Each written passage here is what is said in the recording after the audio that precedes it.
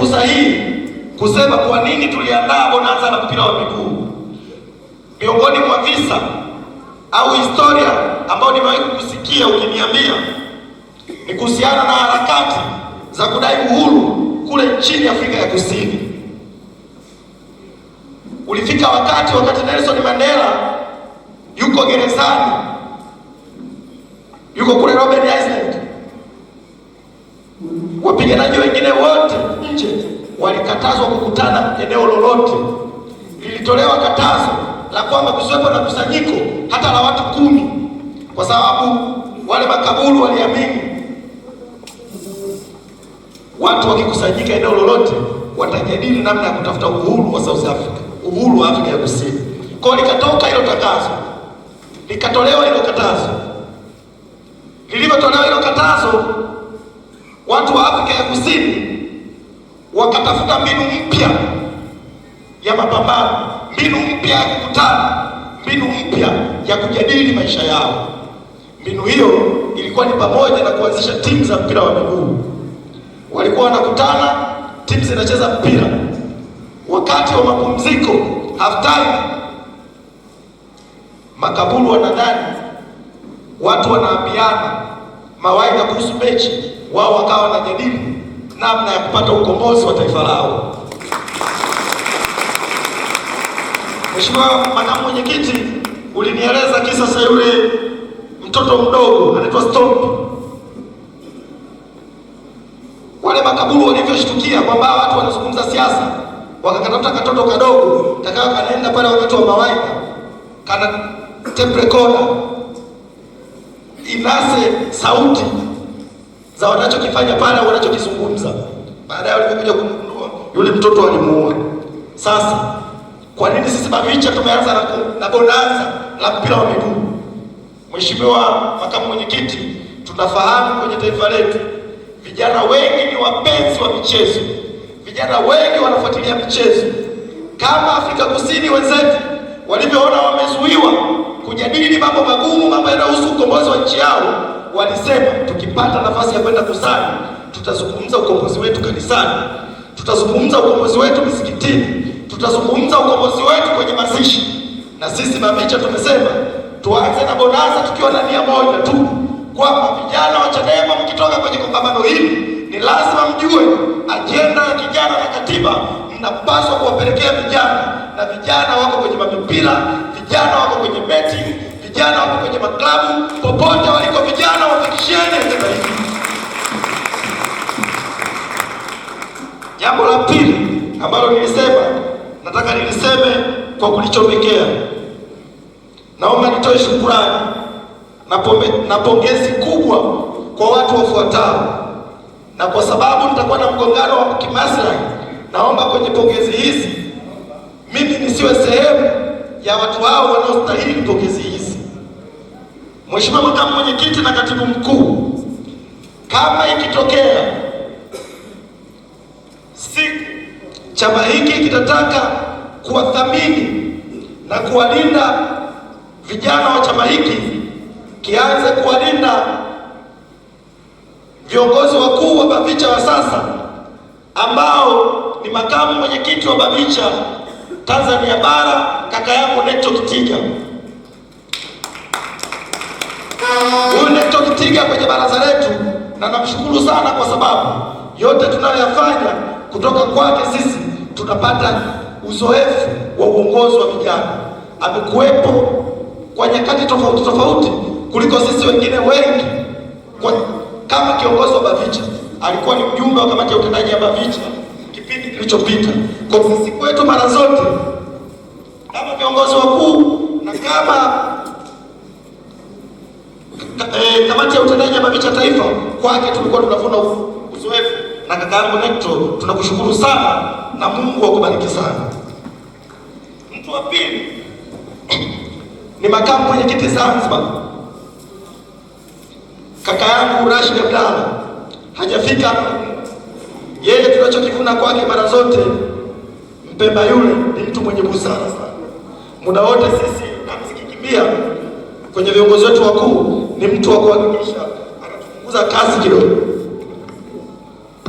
kokote ulipo, kaka yangu makamu mwenyekiti Zanzibar, tunakushukuru sana na Mungu akubariki sana.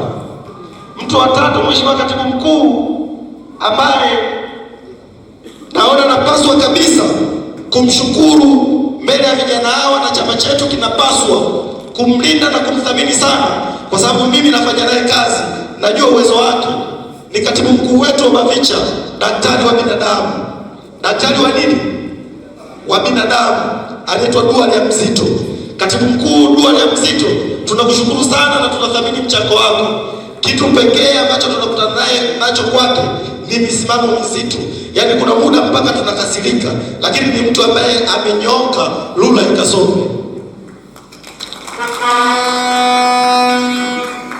Mwingine ni naibu katibu mkuu wa BAVICHA bara Zanzibar, hatuna Reverend Mbugi. Kitu pekee tunakipata kutoka kwake na tunathamini mchango wake. Yeye kwenye viongozi wakuu ni miongoni mwa kiongozi pekee ambaye umri wake ni mdogo kuliko sisi wote. Anatupa radha za chaso muda wote, anatutahadharisha sisi kama BAVICHA tufikirie vijana wenzetu wanaokuja, tutawaachaje au tunafanya nini. Tunakushukuru sana Reverend Mbugi kwa hilo. Mtu mwingine ni mratibu wetu wa uhamasishaji, kakaangu Fergus Festo Kinimi. Pamoja na kwamba yeye ni mratibu wa uhamasishaji, yeye ni mtu ambaye popote tukihitaji maneno ya mtu ambaye atatuambia mnaweza kupita juu ya moto, basi huwa tunamsikiliza yeye. Yeye ni mtu ambaye mara nyingi anaona njia pasipokuwa na njia. Nakushukuru sana, Mungu akubariki sana. Mtu mwingine ni mtaalamu wetu wa sheria, kaka yangu Nicholas Mvanda, wakili msomi. Yeye mara zote amekuwa anatupa tahadhari za kufuata sheria na taratibu kwenye baraza letu, naye tunathamini mchango wake. Mtu wa mwisho ni kijana anaitwa Jeremia. Yeye ni afisa habari wa baraza letu. Jeremia, kokote ulipo, simama uwapungie watu mkono. Yeye ni kijana mdogo, juzi tu ametoka kumaliza masomo yake ya uandishi wa habari. Asante sana kaka, tunashukuru pia kwa mchango wako. Rasmi, baada ya utangulizi huo mrefu, naombeni radhi kwa sababu leo ni siku ya vijana, kwa mtuvumilie.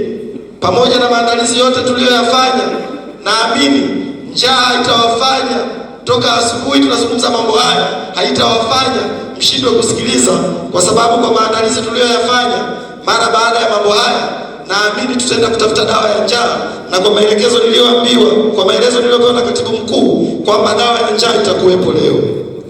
Mheshimiwa makamu mwenyekiti, nitumie fursa hii kumshukuru Mwenyezi Mungu kwa kutujalia afya njema na ulinzi hadi kufikia siku ya leo. Nafahamu Mheshimiwa makamu mwenyekiti na mwenyekiti mstaafu wa BAVICHA, nafahamu wapo wenzetu wengi waliotamani kuwepo hapa leo, lakini haikuwezekana kwa sababu mbalimbali. Wapo ambao hawajafika leo kwa sababu ya mauaji ya mwaka jana, wapo ambao hawajafika leo kwa sababu ya magonjwa, wapo ambao hawajafika leo kwa sababu ya kupotezwa, wapo ambao hawajafika leo kwa sababu ya makesi mbalimbali ambayo chama chetu tumekuwa tunafunguliwa. Kwa hiyo kwa pekee na nalikumbuka kabisa kundi la maelfu ya vijana wenzetu waliouawa wakati na baada ya tarehe 29 Oktoba mwaka 2025, pamoja na mashujaa wote waliopotea kwa nyakati tofauti.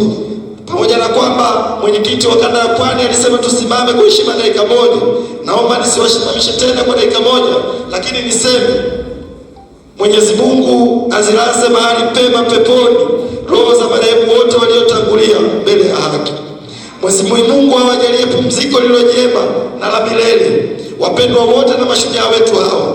Tunaombea wenzetu wengine wote waliopotezwa kwa makusudi, akina Soka na wengine wote. Tunaombea Mungu awape ulinzi huko aliko. Nafahamu kuna nyakati hatufahamu hata tufanye maombi ya namna gani kwa wenzetu waliopotea. Sisi wa Katoliki huwa tuna maombi ya watu waliokufa, na pia huwa tuna maombi ya watu ambao wako kwenye mazingira magumu. Sasa hawa wenzetu wamepotea, hatujui hata tukiwa tunawaombea kwa Mwenyezi Mungu, hatujui tufanye maombi ya namna gani. Lakini Mheshimiwa makamu mwenyekiti, ahadi pekee tunayoweza kuwapa makundi yote mawili ya watu wote walioumia kwenye mapambano haya, waliopotea na ambao hawapo na sisi leo kwa sababu za mapambano waliyoyafanya, ahadi pekee tunayoweza kuwapa ni kwamba wale waliouawa, wale waliopotezwa wakipigania haki, lazima waelewe sisi BAVICHA ya leo, siku zote za maisha yetu tutaendelea kusimamia yale walioyaamini na kuyapigania. Damu yao haitaenda bure. Vifo na kupotezwa ingekuwa ni silaha ya kweli ya kuogopesha vijana kwenye taifa hili, sina hakika kama leo tungekuwa tumekusanyika kwa wingi huu kutoka kila kona ya nchi yetu kufika hapa Dodoma tena kwa nauli zetu. Kwa hiyo kwa yeyote anayedhani akiteka vijana, akidhani anaua vijana atawarudisha nyuma vijana wa CHADEMA, anajidanganya. Mheshimiwa Makamu Mwenyekiti, naomba kutumia fursa hii kwa niaba ya vijana hao wa CHADEMA waliopo Dodoma na Tanzania nzima kukushukuru wewe binafsi Makamu Mwenyekiti kuwa sehemu ya maadhimisho haya siku ya vijana duniani. Tunakushukuru kwa kujitoa kwako, sio katika tukio hilo ili tu, bali katika kulinda hadhi, heshima na misimamo ya chama chetu, hasa katika kipindi hiki ambacho mwenyekiti wetu wa chama Tundu Lissu yuko gerezani. Tunakushukuru sana wewe Makamu Mwenyekiti wa chama, tunakushukuru sana. Lakini pia tunaomba kukuambia kwamba laiti kama mwenyekiti wetu angekuwepo hapa leo, ni kweli kwamba tungemwalika kama mgeni rasmi wa tukio hili, kwa sababu vijana wa CHADEMA na Watanzania tunathamini mchango wake mkubwa katika kupigania ukombozi wa kweli wa mara ya pili wa taifa letu. Mwenyekiti wetu wa chama amekuwa ni kielelezo cha mapambano ya kweli hapa nchini kwetu. Lakini uwepo wako hapa Makamu Mwenyekiti ni faraja kwetu na funzo kubwa sana kwamba chama kina imani kubwa na vijana. Jambo la faraja kwetu ni kwamba pamoja na mwenyekiti wetu wa chama kuwa yuko gerezani, lakini wewe Makamu Mwenyekiti Bara John Heche, Makamu Mwenyekiti Zanzibar Saidi Mzee, katibu mkuu wetu wa chama kaka yangu John Mnyika na viongozi wakuu wote, mmeendelea kukilinda chama chetu kwa wivu mkubwa sana, na hiyo imeendelea kututia nguvu vijana kuwa na morali na ari ya kukilinda chama hiki ambacho kwa ujasiri tumekuwa tunasema CHADEMA sio tu chama cha siasa. CHADEMA ni imani. Mara zote tumekuwa tunasema CHADEMA ni mpango wa Mungu, na kwa sasa na siku hizi tumeamua kusema sio tu CHADEMA ni chama kikuu cha upinzani, CHADEMA ni chama kikuu cha siasa nchini kwetu. Tunawashukuruni sana viongozi wetu. Kabla hatujasema lolote, tunasema tunawashukuruni sana kwa sababu mmebeba imani ya vijana, na Mungu awabariki sana. Mheshimiwa Makamu Mwenyekiti, kama kuna jambo moja tunaloweza kumwahidi mwenyekiti wetu wa chama taifa Mheshimiwa Tundu Lissu ni kwamba vijana wa CHADEMA, na tunaomba mambo haya ukamfikishie, mwambie kwamba vijana wa CHADEMA daima tutakuwa mstari wa mbele kupigania maslahi ya vijana. Tutapigania maslahi ya vijana nchini bila hofu yoyote, kwani tulipofikia kama taifa kwa sasa hatuna cha kupoteza zaidi ya kusimamia ukweli. Hatuna cha kupoteza, hatuna cha kupoteza, hatuna cha kupoteza. Tutasimamia ukweli, tutasimamia haki na tutasimamia maendeleo ya vijana. Tutasimamia, hatutaogopa chochote.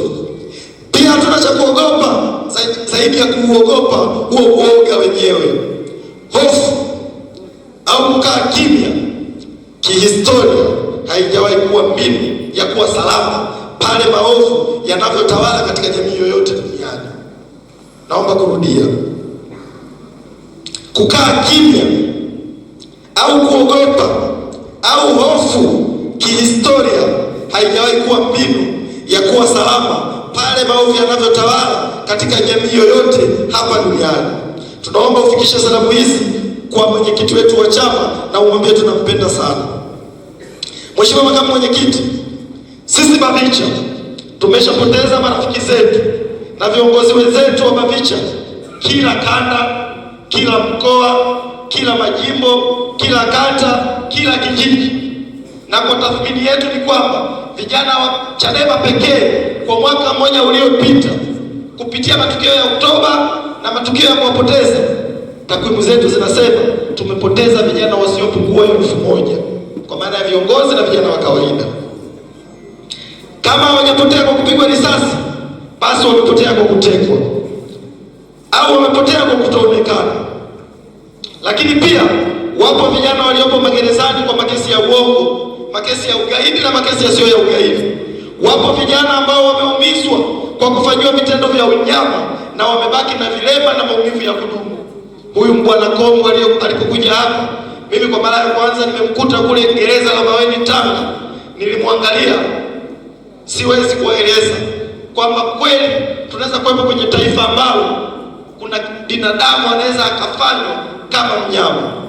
Wakati tukiwa na sintofahamu hizi za vijana wenzetu kupotezwa na kutoonekana, sisi vijana tulio hai bado tupo uraiani. Sisi tuliopo uraiani hatuna uhakika wa kuamka kesho tukiwa salama. Tunalifahamu hilo. Tutaulinda uhai wetu kwa gharama yoyote hilo. Tukiwa tuna hofu ya kwamba kesho tutaamka salama, hata tukiendelea kuishi hatuna uhakika wa kuishi maisha ya staha. Hata sisi ambao tuko hai leo tunazungumza kuhusu wenzetu waliotangulia, wenzetu ambao hatuwaoni. Hata sisi tulioko hai tunateseka, hatuna maisha bora wala yenye thamani yoyote, na hatuoni kuwa na uhakika wowote wa maisha haya yatabadilika. Kama hakuna dalili ya hali hii kubadilika, tukiendelea kutawaliwa na watawala hao dhalimu wa Chama cha Mapinduzi wa CCM, lazima tuchukue hatua, na hatua hiyo na waombeni vijana wenzangu tuichukue na tusimame kuipigania. Mheshimiwa Makamu Mwenyekiti, tunatoa ahadi pia kwa Watanzania wenzetu, kwa sababu tunaona kwa uwazi kabisa serikali dhalimu ya CCM inavyobeza na kutojali changamoto na matatizo haya ya vijana. Jambo linalotutia moyo vijana wa Bavicha ni kwamba kiko kizazi kinaitwa Gen Z, Generation Z, kimeanza kuchukua hatua za kupaza sauti kwa njia tofauti tofauti kufikisha ujumbe wa changamoto sugu nilizozieleza hapa awali. Bavicha kwa sauti moja, kupitia siku hii ya vijana duniani, tunaomba kusema kwamba tunawaunga mkono Gen Z na vijana wenye nia ya dhati kuitafuta Tanzania mpya kwa njia sahihi.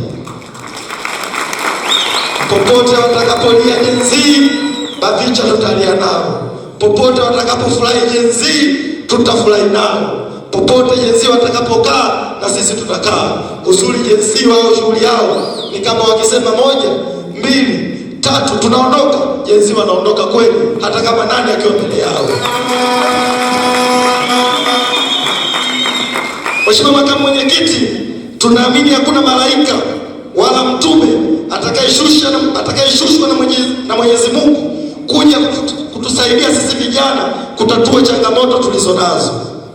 Wenzetu waliopotea na kuuawa walichukua hatua, ndio maana wadhalimu waliwaona wakiwapoteza. Sisi sote tutanyamaza na tutaogopa. Wenzetu walisimama kuhesabiwa, ndio maana wamepotea. Walisema ni sasa. Wenzetu wote wakina Amani Manengelo walisema ni sasa, sio kesho. Lakini pia walisema ni sisi, sio mtu mwingine. Ni muhimu sisi vijana tukawa na kauli ya pamoja kutoka kwenye kundi la vijana wote ndani ya taifa hili, na kauli hiyo tuseme, tuone na kuamini muda wa kusimamia kulipigania taifa hili ni sasa na sio wakati mwingine wowote. Na mtu wa kufanya kazi hiyo ni lazima tuseme ni sisi na sio mtu mwingine yoyote wa kukinywa kikombe hiki, hata kama kitakuwa kichungu kwa namna gani. Mheshimiwa Makamu Mwenyekiti, tunaondoka Dodoma baada ya kongamano hili tukitambua kwamba hakuna muda wa kusubiri na hakuna wa kuja kutupigania. Tunaamini ni sasa, na ni sisi Bavicha ambao tuna wajibu wa kusema maneno yafuatayo: imetosha utekaji. Imetosha nini? Imetosha utekaji. tutoka hapo tukisema imetosha utekaji, imetosha kufunguliwa kesi za uongo, imetosha kupotezwa, imetosha kushuhudia vifo vya sukari na presha vya wazazi na walezi wetu ambao kila siku wanalia kwa sababu vijana wao wanapotea kwenye taifa hili. Tutaondoka leo hapa Dodoma tukisema imetosha, na kama noma wacha ikawe noma. Tutaondoka Dodoma tukisema imetosha rasilimali za taifa hili kutumika kwa manufaa ya watu wachache na familia chache. BAVICHA tutatoka leo na msimamo huo wa kusema sasa imetosha, sasa imetosha, sasa basi, sasa. Huo ndo msimamo tutakaotoka nao. Mambo mengine ya mbinu pamoja na elimu na mafunzo yote ambayo wazee wetu wametuambia, kuna wakati tutamsikiliza Roho Mtakatifu anatutuma tufanye nini, na tukisikia sauti yake tutaitekeleza kwa maslahi mapana ya taifa letu. Mheshimiwa Makamu Mwenyekiti, tunayasema haya kwa sababu tunafahamu kama ilivyo lazima kwa mbegu ili yote na kumea ni lazima kwanza ioze. Sisi pia mapito tunayopitishwa na serikali dhalimu ya CCM ni mithili ya kuoza kwa mbegu. Ninawatia moyo vijana wenzangu, hivi punde tutaota na kumea. Hivi punde mwenyekiti wetu wa chama Tundu Lissu atatoka gerezani na Chadema itaota na kumea zaidi ilivyo sasa, na tutamea na kuzaa tunda bora la katiba mpya. Sio tu katiba mpya, itakuwa ni katiba ya wananchi, katiba bora na katiba ambayo itakuwa inajibu maswali na changamoto mbalimbali zinazotukabili vijana, katiba itakayolinda hadhi ya uhai wa vijana kwenye taifa hili, katiba itakayolinda kupotea kwa mtu mmoja isiwe ni kama kupotea kwa ng'ombe. Mheshimiwa Makamu Mwenyekiti, katika kuwezesha mapambano haya ya katiba mpya, sisi tulikuja na kauli mbiu ya kijana na katiba, na toka asubuhi tumekuwa na mijadala na mazungumzo mbalimbali ya kuhusu katiba. Tuliandaa jambo hili kwa sababu tuliamini mijadala ile iwe na lengo la kutujengea uwezo sisi vijana wa BAVICHA.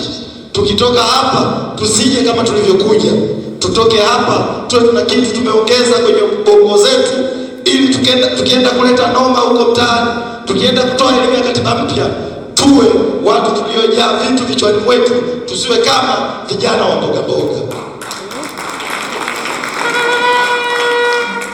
Mheshimiwa Makamu Mwenyekiti, sisi vijana wa BAVICHA tumerithi utamaduni huu wa kwamba vijana wa Chadema mnapaswa kuwa na akili nyingi. Sisi tulijiunga Chadema tukiamini vijana wa enzi hizo tukiwa wadogodogo, wakina Mnyika, wakina Heche, tulikuwa tunaamini kwamba hawa watu wana akili, ndio maana tulipenda kuja Chadema. Kwa miongoni mwa kazi kubwa tunaifanya sisi BAVICHA ni kuhakikisha tunaendelea ku maintain hiyo standard.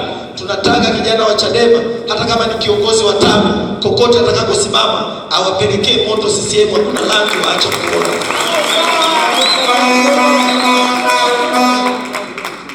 Mheshimiwa Makamu Mwenyekiti, sasa katika kusukuma ajenda hii ya katiba mpya, tunafahamu mchakato wa kutengeneza katiba mpya kama walivyosema wazee wetu kwamba ni mchakato ambao unahitaji mazungumzo, unahitaji maridhiano na unahitaji watu wakutane pamoja. Sasa sisi vijana wa Chadema tunayo mambo manne kwa haraka haraka, naomba niyasome. Jambo la kwanza, pamoja na ushauri wote, pamoja na maaso yote ya kuhusu mazungumzo na maridhiano, sisi vijana wa Chadema tunataka kuyasema mambo haya hadharani, na haya mambo ni msimamo wa chama, ila sisi vijana tumeyapenda na tutayasema hadharani bila aibu yoyote, kwa ujasiri mzito, na tutayasimamia. La kwanza, CCM na serikali yao dhalimu watambue hakutakuwa na katiba mpya kwenye taifa hili inayoweza kupatikana endapo Chadema kama chama kikuu cha siasa hakitakuwepo wala kushiriki mchakato huo.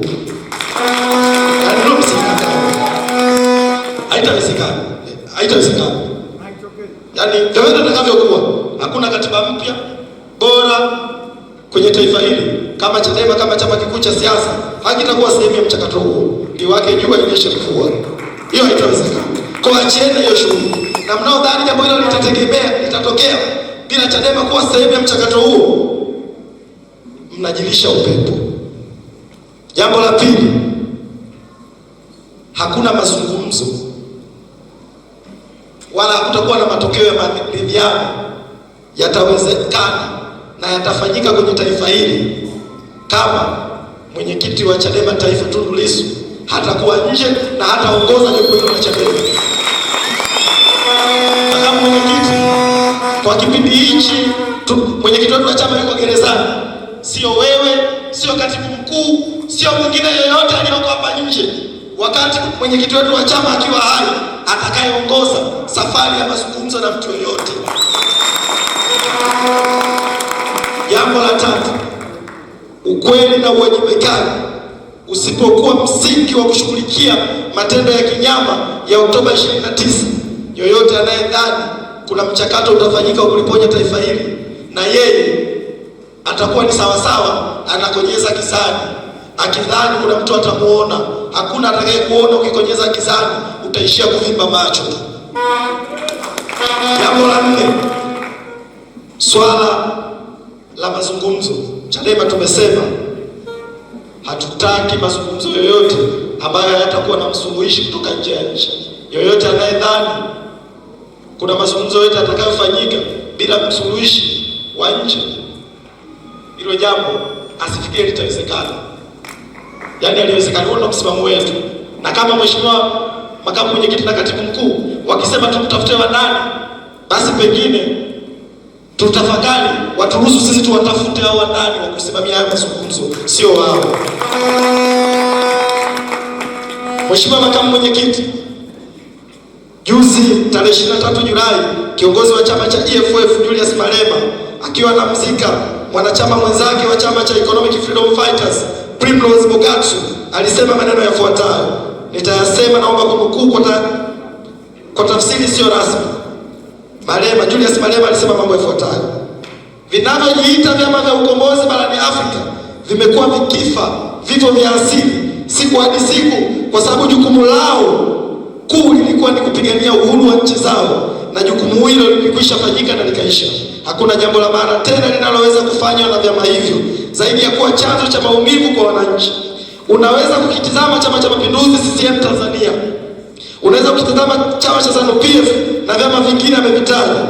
Vyote hivi ni maiti zinazotembea chini ya mwamvuli wa vyama vya ukombozi, na hivyo ndivyo nguvu ya asili inavyofanya kazi yake. Cha kale ni hakika kitakufa na kipya kitaibuka na kustawi. Maneno haya ameyasema Malema, na akaendelea kusema ANC haitakufa kwa sababu ya kukabiliwa na upinzani mkali kutoka EFF au chama cha DA. ANC imefika ukomo wake wa kuishi na haiwezi kushindana na asili, hivyo haina budi kufa ili kutoa fursa za fikra mpya kuiongoza Afrika ya Kusini. Mwisho wa nukuu. Na sisi BAVICHA tunaomba kutumia maneno haya ya Julius Malema kuambia CCM na serikali yao dhalimu mambo yafuatayo kwa haraka. Jambo la kwanza, kifo cha asili hakizuiliki, kwa sababu umri wa CCM kwa maana ya lifespan umefika ukomo na haiwezi tena kutoka kuwa kikongwe na wakawa kijana. Jambo la pili, CCM lazima mtambue kupitia maneno ya Julius Malema, nyinyi ni maiti inayotembea, na kwa vile mmezoea kuwashtaki watu kwa makosa ya ugaidi wakiwakosoa, na washaurini mfuateni Julius Malema kokote alipo, na yeye mkamkamate, mje mfungulie makosa ya ugaidi. Hili linapaswa kuwa ni ujumbe kwenu kwamba chochote kinachoendelea Tanzania huko duniani watu wanafuatilia, wanajua. Hata Chadema tusipowapinga CCM, wako wa South Africa au watu huko duniani watasema nayo watendea wa Tanzania sio haki, ni unyama, kwa sababu binadamu ni yule yule, potelea mbali anaishi eneo gani. Kupitia maneno ya Malema, sisi BAVICHA tunawaambieni CCM, nyinyi ni chakale, hakika mmekufa, na Chadema ni kipya na hakika kimeibuka na kustawi siku hadi siku. Na CCM lazima mfahamu jambo la mwisho kwenye eneo hilo, kwamba CCM Sio kwamba mpendi na Watanzania au mtakufa kwa sababu ya upinzani mkali sana kutoka Chadema. Mheshimiwa Katibu Mkuu na Makamu Mwenyekiti, haya majamaa yalifungia Chadema siku 309, siku 310. Kwa maneno mengine, kwenye siku 310 Chadema haikuwepo. Lakini hakuna Mtanzania hata mmoja aliyeipenda CCM kwa sababu Chadema ilikuwa inafanya kazi yake. Kwa ni lazima CCM mfahamu. Mkidhani mnashindana na Chadema, mkidhani adui yenu ni Chadema, mnajidanganya. Adui yenu ni Watanzania, na Watanzania wanaipenda Chadema kwa sababu Chadema inasimamia ajenda za Watanzania. Mheshimiwa Makamu Mwenyekiti, BAVICHA katika kutambua jukumu letu la kuwa ni nguvu ya mabadiliko, tumewekeza sana siku za hivi karibuni kwenye kundi la vijana hawa wasomi, vijana wa CHASO. Tumetambua wajibu wao na tunafahamu kwamba CHASO ni chanzo cha fikra bora. Tumeamini hatutafanya kazi yoyote ya maana kama hatutaanzisha vuguvugu la vijana wa CHASO, na tutumie fursa hii kuwapongezeni sana vijana wa CHASO kwa sababu mara zote kwa siku za karibuni mmeanza kuwa na ujasiri na kutumia hadhi yenu ya usomi. Mwalimu Nyerere alisema msomi wa maana ni yule ambaye anatumia elimu yake sio tu kwa manufaa yake yeye na familia yake, bali anayetumia elimu yake kwa manufaa yake yeye pia na jamii yake nzima. Hongereni sana vijana wa CHASO, na sisi BAVICHA siku zote tutaendelea kuwa sio washindani wenu. Tutahakikisha tunakuwa walezi wenu na tunawawezesha nyinyi mtimize wajibu wenu. Dunia ya sasa, huko duniani kuna mambo mengi sana yanaendelea. Tunachowataka CHASO, muwe sauti ya vijana wa Tanzania. Fanyeni utafiti wa mambo mbalimbali yanavyoendelea huko duniani. Wakati tunaamini kunazo changamoto mbalimbali zinazowakumba vijana, ikiwemo changamoto ya kwamba duniani kote takwimu zinaonesha, takwimu za Umoja wa Mataifa mwaka 2025 zimesema kwamba dunia ina watu bilioni 8. Nusu ya watu wote wana umri wa chini ya miaka 30. Na idadi hiyo inatarajiwa kufika 57% ifikapo mwishoni mwa mwaka 2030. 13% ya hao vijana wote duniani hawana ajira. Kwa tatizo la ajira tunafahamu ni la vijana, ni tatizo la dunia kwa sababu ya ongezeko kubwa la vijana. Sasa tunachotaka vijana wa CHASO, ndio maana tunawekeza kwenu kwamba nyinyi mnapaswa kwenda mbele zaidi, kwamba dunia ilivyotambua kwamba tatizo la ajira ni tatizo la dunia. Nchi zingine huko duniani zilichukua hatua gani kutokana na hilo tatizo la ajira? Hiyo kazi hiyo inapaswa kufanya na vijana wa CHASO. Muambie vijana wa Tanzania walioenda shule na ambao hawajaenda shule kwamba Singapore ilifanya nini, Uchina ilifanya nini, India na Korea Kusini imefanya nini.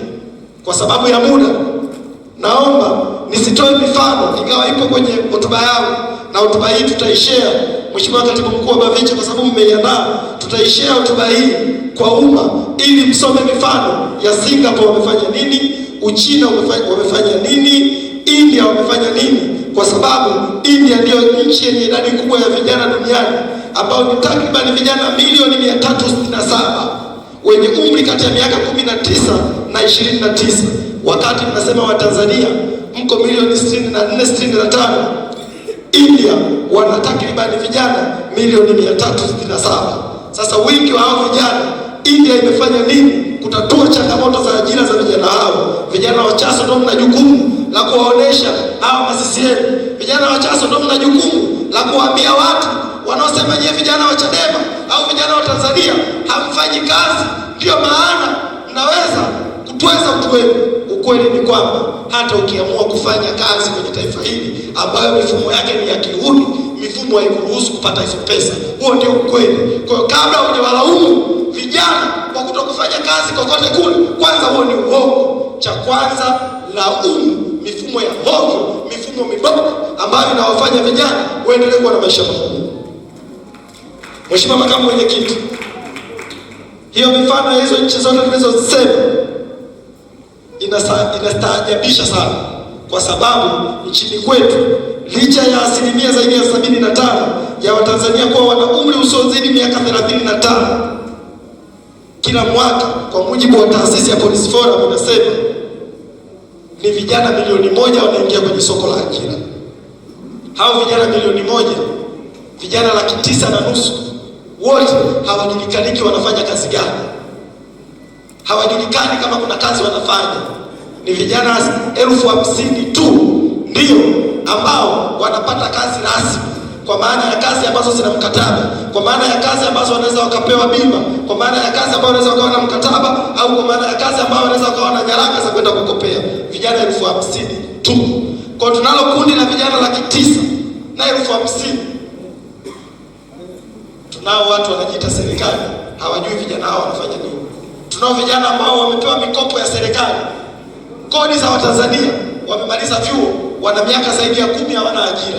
Tunayo serikali ambayo imetumia kodi ya Watanzania kuwakopesha vijana waende shule, halafu hao vijana pesa hiyo hawajairudisha na hakuna dalili ya kuirudisha. Hiyo ni serikali au ni matope? Tunahitaji vijana wa Bavicha, vijana wa Chaso, mwende mkaseme ni kwa namna gani tatizo la ajira kisomi litaenda kukombolewa. Na sisi Bavicha kwa kushirikiana na viongozi wakuu wa chama chetu, bahati nzuri makamu mwenyekiti wetu ni Bavicha, viongozi wetu wengi ni Bavicha, na tukushukuru makamu mwenyekiti kwa kuendelea kutoa ushirikiano kwenye kuimarisha Bavicha, kwa sababu sisi kama kuna jambo moja tunatamani tulipigania siku zote ni kuhakikisha tukitoka kwenye nafasi zetu tuache kizazi ambacho kitakuwa ni kizazi bora, kizazi sahihi, kizazi kitakachoifanya Chadema iendelee kuwa tumaini la Watanzania miaka mingine ijayo. Mheshimiwa Makamu Mwenyekiti, kwa kauli moja, vijana wa Chadema tulitoka hapa Dodoma tukiwa na msimamo wa kwenda kuhubiri ajenda ya katiba mpya sasa, kuanzia ngazi ya familia hadi ya taifa. Tunaondoka Dodoma tukiwa na msimamo wa kwamba ikiwa ng'ombe na mbuzi hayajawahi kuandamana wala kupaza sauti kupinga kuchinjwa, binadamu kila siku mmekuwa mnawachinja ng'ombe na mbuzi kama kitoweo. Ng'ombe na mbuzi hawajawahi kuandamana hata siku moja kupinga wao kuchinjwa. Vijana wa Chadema tunasema, na sisi tukinyamazia utekaji, tukinyamazia kupotea kwa vijana, tukinyamazia na maovu yote yanayoendelea nchini, hatutakuwa tofauti na wanyama hao. Tuchinjwe na sisi, watu wanywe supu kama watakuwepo wanaoweza kufanya hivyo, kwa sababu hatutakuwa na uwezo wa kuchukua hatua. Sisi tumekataa. Tunaondoka Dodoma tukiwa na ari na morali ya kwenda kukilinda chama chetu dhidi ya hila za aina zote, na mara zote Bavicha tutaunga mkono, Mheshimiwa Makamu Mwenyekiti, wala kuruhusu mtu yoyote atakayecheza na chama chetu.